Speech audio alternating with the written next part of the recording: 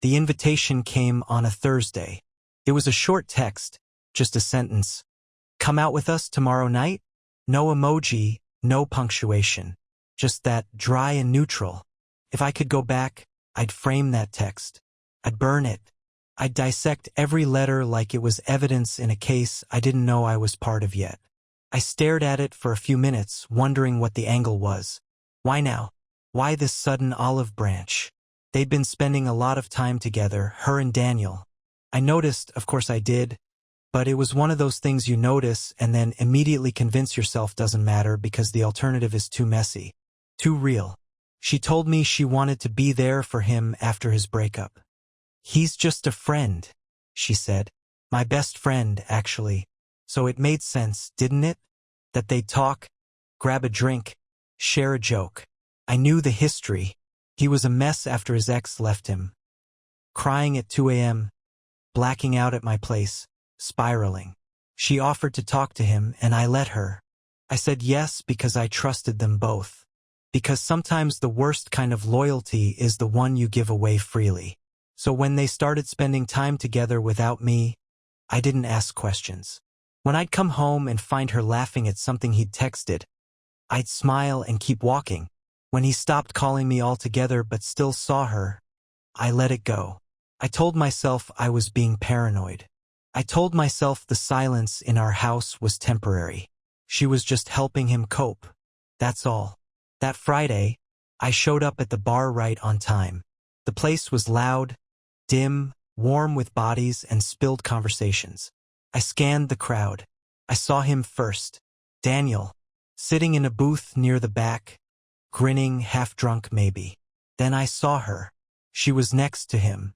Not across. Next to. Their shoulders were touching. I started walking toward them and stopped. She leaned into him, whispered something. He laughed. Not a regular laugh. Something slower, more intimate. Her hand was on his knee. She didn't move it when she saw me. She didn't pull back, or jump, or try to explain. She just raised her glass and smiled. Hey, you made it. As if nothing was wrong. As if I hadn't just walked in on a silent confession. I sat down across from them. Everything in me screamed to walk out, but I needed to see it through. I needed confirmation, something real, something undeniable. We ordered drinks. I don't remember what I said. I don't remember what they said. It was like trying to read through smoke. Everything was cloudy and off. I was watching my own life from the outside. She laughed at every single one of his jokes. She barely looked at me. Then she excused herself to the bathroom. I watched her walk away. Daniel leaned back and stretched his arms, like he owned the air around him. Then he looked at me, really looked at me, and smiled. Not the smile of a friend. The smile of someone who already knows how the night ends. And in that second, I knew. Everything after that moment was just noise. The silence between us tightened as if the walls were listening. Daniel didn't say anything after that smile. He didn't need to. It was all there, arrogance, pity, triumph. He leaned forward, picked up his beer, and took a sip like it was the most casual thing in the world. Meanwhile, I was unraveling inch by inch, trying to decide whether to flip the table or just walk out the door and keep walking until the city disappeared behind me. When she came back, her perfume hit first. Familiar, sharp, too sweet. I used to like it. Now it made my stomach turn. She slid back into the booth beside him, her thigh brushing his, her hand resting on the table just a little too close to his. "You guys okay?" she asked, voice light, innocent. I wanted to scream. Instead, I nodded. Peachy. She didn't catch the edge in my voice. Or she did and ignored it, which honestly hurt more. Daniel cleared his throat like he was about to speak, then stopped himself, and I watched her glance sideways at him. That quick flick of the eyes, like a secret passed without words. "Let's get out of here," I said. My voice was low, calm. That kind of calm that builds just before the storm hits. "Already?" she asked, eyes wide. "We just got here." "No. You got here an hour before I did," I said. "You two seem pretty settled." Her smile faltered. "What are you talking about?" I didn't answer. I stood up. She stayed seated. "Seriously? Jake, what is your problem?" And that's when I lost it, not loud, not messy. Just a sharp pivot straight into the truth. You want me to say it out loud here? In this bar? You want me to name what the hell is happening right in front of my face? Daniel muttered something, but I didn't hear it. I was locked on her. Her face changed, first annoyance, then panic, and finally calculation. You're being paranoid, she said. We're just trying to include you again. You've been distant lately. I laughed. Laughed because it was so backwards, so clearly twisted. You freeze me out for weeks. Spend every free moment with him. Stop talking to me. And now I'm the one who's distant? Daniel stood up then, slowly, hands raised like he was about to break up a fight. Jake, man, don't do this. You're overthinking it. No. I'm finally thinking clearly. I snapped. How long has it been going on? She didn't answer. How long? Still nothing. I looked at her, and for a second, I saw it. The truth just beneath her skin, twitching at the corners of her mouth. She wasn't sorry. She wasn't even afraid. She was angry, not because I'd caught her, but because I'd ruined whatever illusion she thought she was maintaining. 3 weeks, she said at last. Cold. Flat. It started 3 weeks ago, after his breakup. I didn't mean for it to happen. Daniel said, hey, come on. But she kept going. You and I haven't been good for a long time. I tried, Jake. I really did. But she stopped. Shook her head. Never mind. No. Say it, I said. You're too easy. You don't see things unless they're spelled out for you. And even then, you still want to believe everything's fine. That landed like a slap. Not because it was true, but because it was rehearsed, practiced. She'd been waiting to say it. The table between us became a battlefield. The people around us faded into static.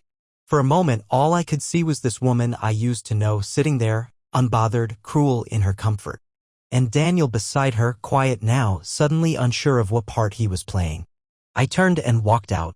Not because I couldn't fight, but because the war had already been lost. I didn't go home. I walked.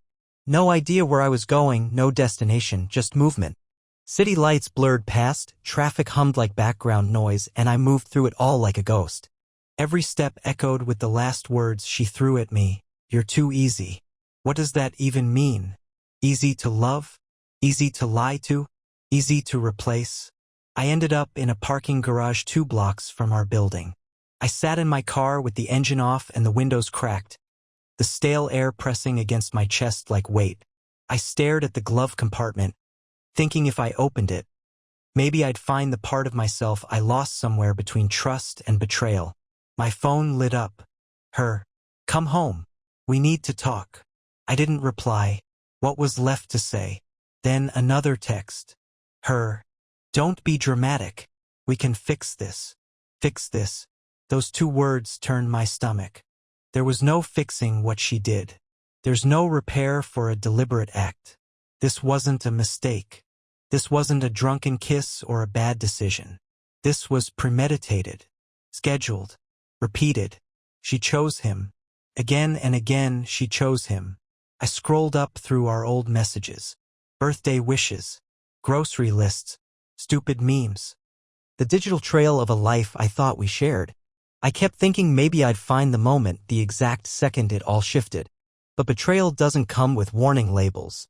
It seeps in quietly, dressed like hair. After maybe 2 hours of sitting in the dark, I drove back. I didn't go inside. I parked across the street and just watched. Lights were on in the apartment. The blinds in the living room were open slightly, and through the gap, I could see movement. She was pacing. Alone. Or pretending to be. Either way, she looked composed. Not panicked. Not heartbroken. Just annoyed. That told me everything. I went in. The second I opened the door, the air felt different. It wasn't a home anymore. It was a place with walls and furniture, but no warmth. She was in the kitchen, wine glass in hand, phone on the counter. She didn't look up right away. When she did, her face was unreadable. You left, she said, like it was a crime. You told me to come. I told you we needed to talk. You didn't have to be dramatic about it. There it was again, that word. Dramatic. She kept using it like I was reacting to a missed appointment, not a betrayal. Like I was the problem because I felt something. So talk, I said. She sighed, walked past me, sat on the edge of the couch. Look, I'm not going to grovel. What happened happened. But we've been off for months and you know it. Off doesn't mean permission, I replied. I didn't say it was right. I'm just saying it didn't come out of nowhere. You act like we were perfect and then I suddenly flipped a switch. We were dying long before Daniel. I laughed. Then why didn't you just leave me? She looked up sharply. Because I wasn't ready to give up everything. That hit harder than I expected. Everything. That's what I was now, everything. A category. A comfort. Not a person. You didn't want me, I said. You just didn't want to lose the version of your life that looked good on paper. She didn't argue. And that silence was worse than anything she could have said. I stood there, staring at this person I thought I knew. She looked the same. Same eyes, same mouth, same voice. But the woman in front of me wasn't my wife. Not anymore. I picked up my keys from the table. Where are you going now? She asked, finally sounding unsure. To find whatever's left of me, I said. And I walked out. Again, I stayed at a motel that night. One of those low-end, late-night spots off the highway where the lights flicker and the air smells faintly like mildew and secrets. Couldn't sleep. Not really. I just lay there staring at the popcorn ceiling while the TV played reruns of some sitcom I couldn't name. At 4 a.m., I checked her Instagram. She had posted a story earlier. Just a boomerang of her glass of wine swirling under soft lighting. No caption. No context. But I knew the kitchen. It was ours. That glass was from our wedding registry. And there she was, hours after detonating everything, already curating her night like nothing had cracked. Like nothing bled. I didn't message her. I didn't call Daniel. I didn't call anyone. The silence felt cleaner. The next morning, I drove out to my brother's place. Nate? He's younger than me by 3 years, sharper in ways I'm not, more jaded, less trusting.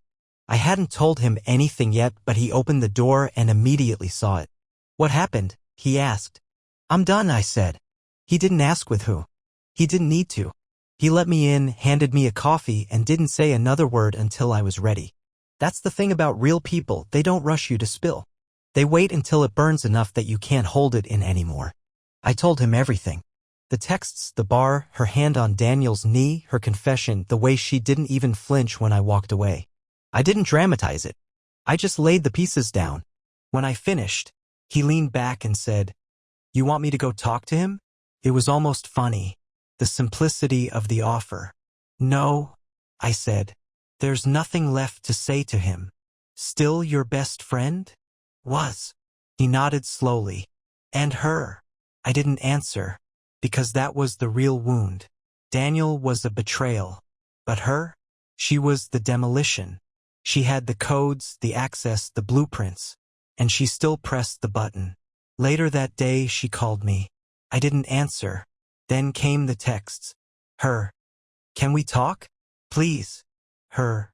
I shouldn't have said what I did last night. Her. I didn't mean to hurt you. I was angry. The duality was exhausting. 1 minute I was dramatic, the next she wanted to talk.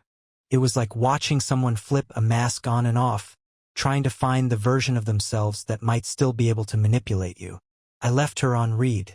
Around 8 p.m., Nate and I were sitting in his garage, just 2 chairs and a 6-pack between us, when his phone buzzed. He checked it, frowned, then looked at me. She messaged me. What? Yeah. Said she's worried about you. Said she doesn't know where you are, and she's scared. I scoffed. Scared. He turned the phone toward me. There it was. Her. Hey Nate. Sorry to bother you, but I haven't heard from Jake. I'm really concerned. He left so suddenly. I didn't mean for things to spiral. I still care about him. Please just tell me he's okay. Still care. That stung more than I thought it would. She's not worried, I said. She's trying to reset the story. If she gets ahead of it, maybe she thinks she'll look like the one who tried. You want me to respond? No. Let her sit in it. That night, for the first time, I let the anger in. The real kind. Not the outburst or the raised voice, but the kind that settles deep. The kind that rewrites memories. The kind that makes you remember all the times she looked at her phone and smiled while you were right there. The kind that makes you rethink the way she kissed you before bed or the way she said I love you while texting someone else in her head. I didn't cry. I didn't shout. I just sat there listening to the quiet hum of the night and realized I didn't miss her. Not the real her. Just the version I thought she was. 2 days passed. I didn't go back. Not to the apartment, not to the messages, not to her. I stayed in Nate's guest room, which was basically a storage closet with a bed squeezed between cardboard boxes and an old set of golf clubs. It didn't matter. It was the first place in weeks where I didn't feel like I had to pretend. Pretend to be okay. Pretend to not know. Pretend that the person I loved wasn't carving me out of my own life one excuse at a time. On the third day, she showed up. It was early afternoon. I was in the backyard helping Nate fix one of the fence posts that had been knocked loose by a storm. I heard the car door first. Then her voice, cutting through the sound of hammering wood like a blade through fabric. Jake. I didn't turn around immediately. Nate did. He shot me a glance, quiet but sharp. You good? I nodded once. She came closer, slower than usual, like she was approaching something wild and dangerous. Maybe she thought I'd break. Maybe she thought a speech would fix it. Can we talk? She asked. She was dressed like she had somewhere else to be. Clean jeans, polished boots, makeup that didn't say heartbreak so much as I'm fine now. Nate stepped back. I'll give you 2 space, he muttered, then disappeared into the house. She waited until the screen door clicked shut. I've been trying to reach you, she said. I know. I didn't want to leave things the way they were. I finally looked at her. Why not? Isn't this what you wanted? She blinked, caught off guard. No. God, Jake, no? I never wanted this to happen. It wasn't planned. You planned enough. You planned nights out. Lies. Hiding messages. Making sure I wasn't around. You didn't just trip and fall into someone else's bed. Her lips pressed into a line. I made a mistake. A mistake is burning dinner. A mistake is forgetting a birthday. You didn't make a mistake. You made a decision. She looked away for a second, gathering herself. Daniel wasn't. I don't even know what that was. I was confused. I was angry. I felt like you stopped seeing me. There it was again. The justification. The reframe. She always had a way of tilting the truth just enough to keep herself standing on it. You don't get to twist this into something I caused, I said, stepping closer. I gave you everything. I trusted you. I would have walked through fire for you. And you used that loyalty like it was weakness. I didn't mean to hurt you. But you did. We stood there in silence, the wind brushing between us like it was trying to carry our words somewhere safer. I want to fix this, she said eventually. I know I messed up. I know you hate me right now. But we built a life together. That still means something, doesn't it? I almost laughed. You burned the foundation. There's nothing left to rebuild on. I can change. No, you won't. You're not sorry for what you did. You're sorry it caught up to you. She looked like she wanted to cry. I waited, but the tears never came. Daniel's gone, she said softly. I don't care. We're not talking anymore. I ended it. I shook my head. I'm not interested in post-damage control. You don't get points for calling the ambulance after setting the house on fire. Her face finally cracked. The composure slipped just a little. I thought maybe you'd still fight for us. I did, I said. For years. You just didn't notice. She didn't respond. And that silence, that surrender, it felt like the final piece falling into place. I'll send you the papers, I told her. You'll have them by next week. And I turned and walked back into the house, leaving her in the yard with the truth she built and the wreckage she created. The papers were filed 4 days later. I didn't wait. I didn't think twice. I didn't consult anyone. I walked into the lawyer's office with every document she'd ever signed stacked neatly in a folder, her name scratched into corners she never truly honored. I told the woman behind the desk, I want it clean. No dragging, no games. I want my name out of her mouth and my life back in my hands. It was surreal, putting an expiration date on something you once thought was permanent. Like signing away your own past. But it also felt like clarity. A weight finally shifting off my shoulders. I didn't tell her when I filed. She found out 2 days after that, probably checked the county records, or maybe one of her friends saw it and told her. Either way, I didn't get a text. Not a call. Just silence again. But then, right when I started to think maybe she'd finally backed off, she dropped the act. It was a Saturday afternoon. I was at a coffee shop near Nate's place, finally catching my breath, when she walked in. No warning, no invitation, just appeared in my line of sight like some ghost that hadn't finished haunting. She sat across from me without asking. No hello, just a slow inhale, like she was the one suffering. I saw the filing, she said. Good. You didn't even tell me. You already made your choice. I'm just helping it make sense on paper. She exhaled sharply. You're acting like I'm the villain. I looked her dead in the eyes. You are. That froze her for half a second. She wasn't used to that kind of mirror.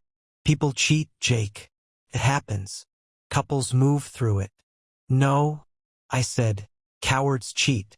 And then they try to rewrite the rules so they don't have to admit it was cowardice. She leaned in, her voice lower. You think this is just about Daniel? You think that's all it was? I didn't speak. She kept going. There were others. The words hit like cold water straight to the spine. I blinked once. She watched my face closely, waiting for it to break. But it didn't. I just nodded. Of course there were. She tilted her head. That's it? That's all you have to say? I stopped expecting decency from you the second you smiled at me with his hand on your leg. Everything since then has just confirmed what I already knew. You were never who you pretended to be. Her lips twisted into something like a smirk, but bitter. You're so righteous. So sure you're the wounded party. I am, I said, standing up. But not broken. I left her there, staring after me. This time I didn't look back. I didn't need to. I didn't want the image of her one more second inside my head. Outside, the air felt sharp and alive. Like something had shifted finally for good. I walked away from that coffee shop lighter, not because she had finally told me the full truth, but because it didn't control me anymore. And that was the moment I realized this wasn't just the end of my marriage. This was the start of something else entirely. 3 days later, Daniel messaged me. It was short, just a few words, no punctuation like the cowardice carried into his grammar. Can we talk? Just once. I stared at it for 10 minutes, then locked my phone and didn't answer. I didn't need to. There wasn't a single syllable left in me that wanted to be wasted on him. But that message opened a door I hadn't realized was still cracked open. A door to the part of me that hadn't fully processed how deeply he'd carved into me, not just as her accomplice, but as the one person I never thought would swing the knife. Daniel wasn't just my best friend. He was my brother in everything but blood. The guy who helped me through my mom's funeral. The guy who covered my rent when I lost my job. The guy I once told if I ever get hit by a bus, take care of her. I never thought I'd have to follow up that sentence with, take your hands off her. That night, I did something I hadn't done since the day I walked out. I opened our group chat. The one that used to be the three of us, me, her, and Daniel. I hadn't looked at it in weeks. It was dusty, quiet. But right there, like a knife just waiting in a drawer, was the last message from him before everything exploded. We're grabbing a drink. You should come. The night at the bar. The night everything cracked open. He invited me. He invited me to watch them betray me to my face. Was it guilt? A final test to see how blind I still was? Or some twisted urge to validate their affair by giving it a front-row witness? I couldn't stop replaying it. The way he smiled when I walked in. The way she didn't flinch. The way neither of them offered even an ounce of real regret. It wasn't just the betrayal. It was how little they respected me while doing it. That was the root of the rot. So I messaged him back. Me, we'll talk. One time. My terms. We met in a neutral spot. Empty parking lot behind a closed cafe. No people, no noise. Just the wind and whatever was left between us. He pulled up in that same beat-up sedan he'd been driving since college. Stepped out like this was a reunion. Like there was anything left to salvage. Jake, he started. Hands in pockets, eyes lowered. You get 5 minutes, I said. Use them wisely. He nodded. I messed up. No, I interrupted. You destroyed something. Big difference. I didn't plan for it to happen. You think that makes it better? I thought, he hesitated. I thought you didn't care anymore. That she was miserable. That you were just coasting. And she said things that made it seem like you'd already given up. I laughed once, bitter and dry. So you stabbed me in the back because she told you to? That's your excuse. I loved her, he said, voice cracking. I know that's not what you want to hear, but it's the truth. It wasn't about hurting you. It just happened. You know what else happens? I said, stepping forward. People lose jobs. People crash their cars. But you don't just fall into your best friend's wife. That's a choice, Daniel. Over and over again. You chose it. Every drink. Every secret. Every night. He looked like he wanted to cry. Like he was the one wronged. I turned away. You know what the worst part is? I said. It's not even her. Not entirely. I expected more from you. I know. No, you don't. Because if you did, you wouldn't have waited until after the damage to show up and apologize. You would have stopped it. You would have walked away the moment it started feeling wrong. He swallowed hard. I wish I had. I wish you had too. Because now? You're just a name I'm cutting out of my story. I walked back to my car, feeling no lighter, but sharper. Cleaner. Like something had been cauterized. And I didn't look back. Not this time. The final unraveling didn't come with shouting or fireworks. It came with an envelope. It was a week after the talk with Daniel. I hadn't heard from her since. Part of me thought she might show up again, make another speech, flip the script one last time. But instead, I got a manila envelope slid under Nate's door while we were out grabbing groceries. No return address. Just my name written in handwriting I knew too well. Inside were photos. Printed. Not digital. Like she wanted them to have weight. Me and her. Us. Over the years. Our honeymoon. Her in the kitchen making pancakes. Me asleep on the couch, her old Polaroid tucked under the lamp. It was a greatest hits album of a life we'd killed. And under the stack, folded twice, was a letter. She started with Jake. No, hey, no, hi, no, I'm sorry. Just my name, like it was all she could offer me now. The letter was 3 pages. Full. No margins. She wrote like she was trying to empty everything she hadn't said out of guilt or pride or maybe just too little, too late. She told me about the first time she kissed Daniel. It wasn't 3 weeks before the bar, like she said. It was 2 months earlier. A Sunday. I'd been out of town visiting my dad in the hospital. She stayed home. Said she wasn't feeling well. Daniel came over. To check on her. I remembered texting her that night. She said she was watching something on Netflix. She was watching nothing. She wrote about how she felt stuck, like our life had stopped being exciting. Like I was too steady, too safe. Like Daniel was chaos and she needed to feel something. She wrote that I was always too good to her and that made her feel worse. She said she resented the way I trusted her because it made her betrayal sharper, harder to bury. She didn't ask for forgiveness. She didn't try to fix anything. She didn't say she wanted to come back. She said goodbye. In the last paragraph, she told me she hoped I'd find someone who didn't need to hurt me to feel alive. Someone who wouldn't punish me for loving quietly. Someone who wouldn't confuse stability with stagnation. She ended it with, I don't deserve your hatred, but I understand if that's all I've earned. I folded the letter, put it back in the envelope, and placed it in a drawer I didn't open again for a long time. That night, I sat outside on Nate's porch. No music, no distractions, just the stillness of a new chapter settling in. The weirdest part? I didn't feel rage. Not anymore. Just a strange kind of mourning. Not for her.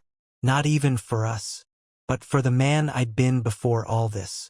The man who believed so deeply, so blindly, in someone who never deserved it. I thought about the nights we used to fall asleep holding hands. The kind of small detail that fools you into thinking everything's fine. I thought about how love sometimes wears disguises. How betrayal doesn't always arrive in a scream. Sometimes it arrives smiling, asking if you want anything from the kitchen. And then it leaves you with nothing but silence and photographs that don't tell the truth anymore. The next time I saw her was purely by accident. It was one of those moments that feel staged by something bigger, like life was testing whether I was really over the burn or just numb to it. I was at a bookstore, of all places. I hadn't been to one in ages. Thought I'd wander through. Maybe pick up something that didn't remind me of her. Didn't smell like old memories or sound like lies in the form of promises. I was in the fiction aisle, half lost in the blur of titles, when I heard her voice. Faint. Too familiar. I turned before I could think better of it. She was standing near the cafe section. Not alone. A guy was with her. Tall, clean-shaven, buttoned up. Not Daniel. Someone new. Someone I didn't recognize. He laughed at something she said, and she touched his arm the exact same way she used to touch mine when she thought no one was watching. She looked good. Or rather, she looked fine. That performative kind of composed, the way people do when they're trying to prove they're past something. Her smile had edges now. I hadn't seen it that clearly before. I ducked out of view before she could notice me. I didn't want to be a ghost in her day. I didn't want to give her the power of knowing she could still shift something inside me even if it was small. But as I walked past the glass window lining the bookstore's exit, I caught my reflection. I looked steady, solid, not broken, and that's when it hit me. I wasn't angry anymore. Not at her. Not at Daniel. Not even at myself. The storm had passed, and what was left was just a landscape I'd never walked through before, quiet, raw, mine. Later that night, I sat with Nate again. We didn't talk about her anymore. Not like before. That chapter had closed itself without our permission. He handed me a beer and said, "You seem different." I nodded. "I am." And I meant it. It wasn't that I was healed. Healing is messier than that. It doesn't come all at once or stay forever. It slips away when you least expect it and comes back stronger on the days you think you're back at zero. But I wasn't bleeding anymore. That mattered. I stopped checking her socials. I stopped replaying old conversations in my head, trying to find the second where she stopped loving me. I stopped searching for closure in places that only ever gave me confusion. I started therapy. It wasn't a decision made in some dramatic moment. I just called one morning, scheduled the appointment, and showed up. And when the therapist asked, "Why are you here?" I said, "Because I forgot who I was. And I want to remember." And I did. Slowly. In pieces. I remembered the way I used to laugh before things got complicated. The way I liked my coffee. The music I stopped playing because it reminded me of her. I started going on runs again. Cooking for myself. Sitting with my thoughts without trying to outrun them. One night, I pulled out an old box of mementos I hadn't touched since everything ended. Inside was a photo strip of us from a state fair, 3 years into our marriage. She was kissing my cheek in every frame, and I was grinning like the world couldn't touch me. I stared at that strip for a long time. Then I folded it once, placed it in a shoebox with the rest, and sealed it shut. Not out of hate, not out of bitterness, but because some things are meant to be remembered, just not carried. Spring came quietly, not with any grand announcement, just a slow shift in the air, the kind that makes you breathe deeper without realizing it. The city thawed, trees bloomed, people walked a little lighter, and for the first time in what felt like a lifetime, so did I. Divorce was finalized on a rainy Thursday, fitting in a poetic, overly literal kind of way. I didn't dress up for court. I didn't invite anyone to come with me. I just showed up, signed the paperwork, and watched the last thread between us snap like it had been fraying for years. I thought I'd feel more. Grief. Relief. Something monumental. But it was quiet. Clean. And maybe that was the best I could have hoped for.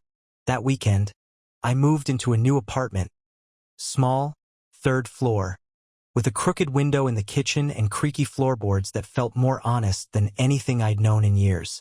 It didn't have much, just the essentials, but everything in it was mine. Chosen by me, untouched by her. The first night, I sat on the balcony with a glass of something strong, the city pulsing gently below me, and I thought about everything that had happened. About her, about Daniel, about the version of myself that let love blind me to loyalty, and then let loyalty drag me through fire.